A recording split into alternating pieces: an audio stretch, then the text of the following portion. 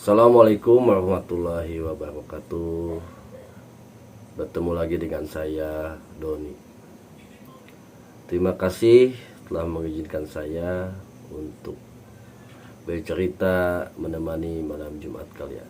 Saya akan menceritakan sedikit cerita yang saya alami setelah video berikut ini.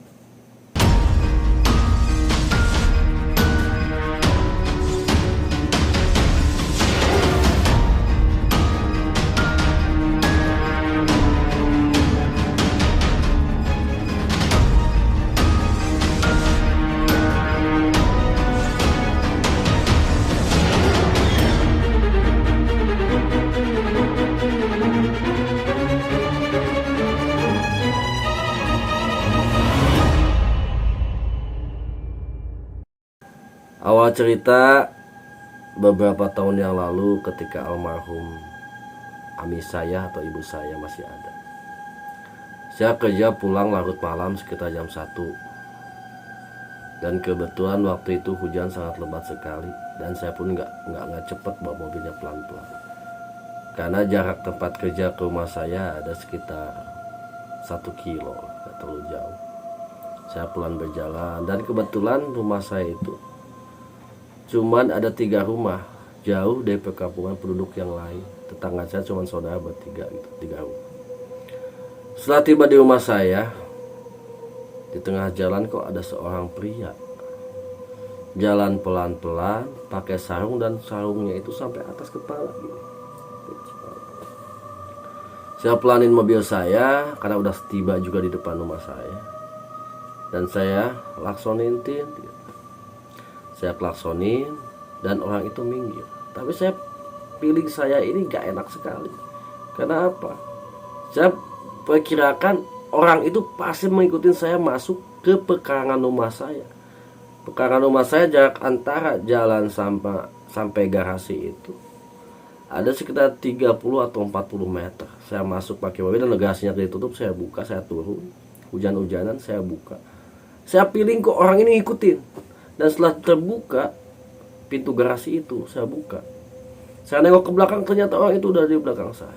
Saya sedikit kaget sekali. Karena feeling saya itu kok benar-benar terbukti gitu. Saya nengok, Allahu Akbar saya. Bapak siapa? Bapak kenapa mengikuti saya? Di tengah hujan itu. Saya masuk ke garasi. Saya sebetulnya waktu itu punya anjing di garasi. Anjing itu gak bisa diem, terus menyala keras, menggonggong keras terus-terusan melihat orang itu. Ketika orang itu mengikuti saya masuk ke garasi itu, dia mundur karena melihat anjing itu. Saya takut anjing katanya. Dia mundur. Saya beranikan diri, saya tanya baik-baik, Bapak dari mana? Kata beliau, saya dari anak saya kemalaman, katanya dari daerah Ciawu. Saya pulang gak ada angkot, saya jalan katanya gitu.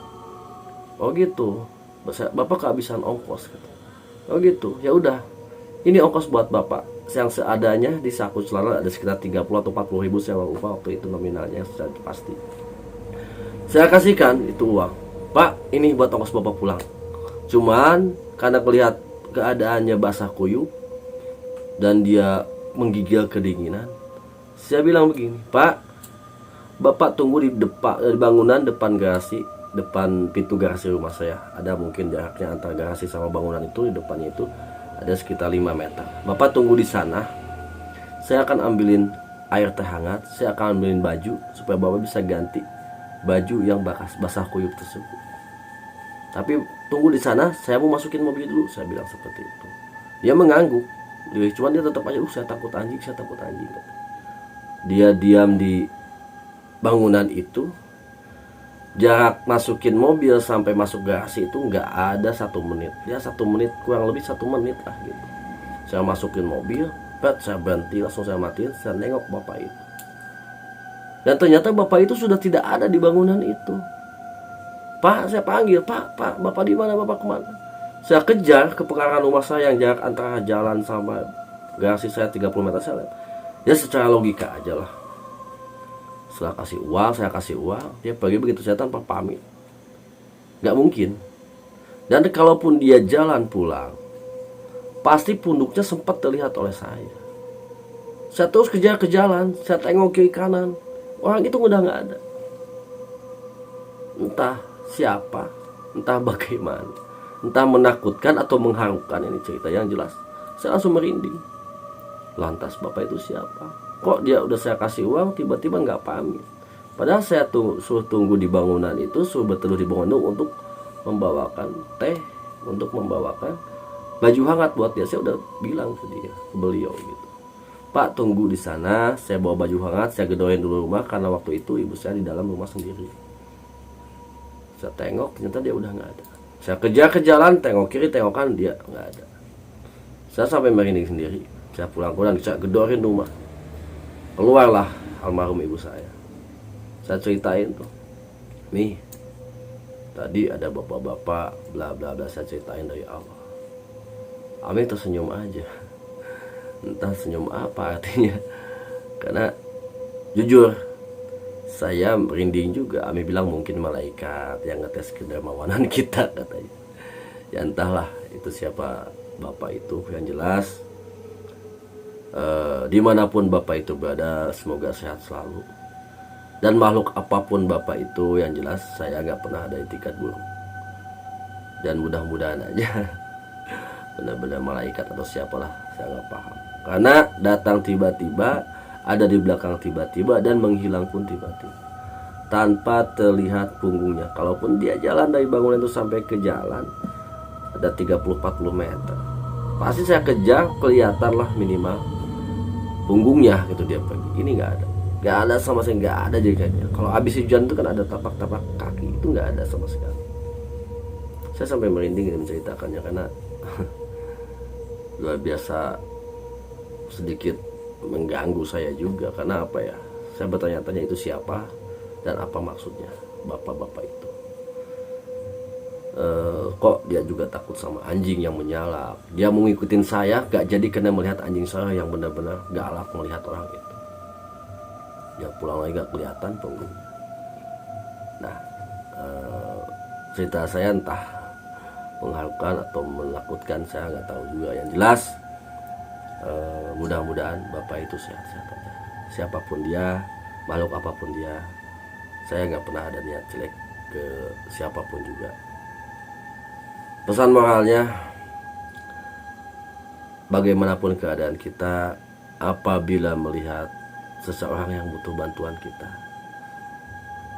semampu kita bantu kalau kita mampu. Kalaupun tidak, kita bantu doa. Mudah-mudahan yang membutuhkan bantuan itu bisa mendapatkan bantuan secepatnya. Dan Al-Fatihah juga buat ibu saya. Saya teringat waktu itu beliau cuma senyum. Mungkin dia malaikat yang mau ngetes kita, mau ngetes Doni katanya. Ya kalau malaikat ya alhamdulillah, karena saya sedikit menanam kebaikan sama orang itu, meskipun tidak banyak gitu. Oke, cukup sekian cerita pengalaman saya yang saya alamin beberapa tahun yang lalu, ada sekitar 5 atau 6 tahun yang lalu, ketika almarhum ibu saya, ami saya masih ada. Mudah-mudahan menjadi inspirasi, cerita ini menjadi inspirasi kita semua, bahwa sekecil apapun kebaikan pasti akan dibalas Allah berlipat ganda, mau di dunia ataupun di akhirat. Dan begitu pun sebaliknya, sekecil apapun kejahatan pasti ada perhitungannya, pasti ada balasannya, mau di dunia maupun di akhirat. Begitu saja dari saya, mudah-mudahan kita bisa bertemu kembali di lain kesempatan. Wabillahi taufiq wal hidayah. Wassalamualaikum warahmatullahi wabarakatuh. Lintas dua dimensi, menguak misteri fakta tanpa rekayasa.